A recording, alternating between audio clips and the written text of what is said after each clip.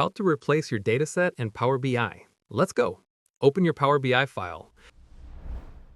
Now you're seeing the dashboard view. You can easily switch between year, quarter, month, and day just by clicking the buttons at the top. If you don't want to waste hours for building dashboards something like this from scratch, check out my Gumroad profile for ready-to-use Power BI templates. Link is in the description. On the right-hand panel, you'll see the mock dataset used to build this dashboard.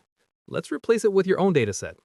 Go to the top menu and click Transform Data, then select Data Source Settings. Next, click Change Source.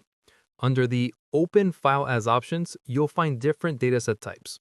Choose the one that matches yours. In this case, I'll select CSV since my replacement dataset is in a CSV file. Click OK, then click Change Source again to choose your file's directory. Once selected, click OK one more time. You'll now see your new dataset appear here. Close the tab, then click Apply Changes. And that's it! Your own dataset is now running on this dashboard, successfully replacing the mock dataset.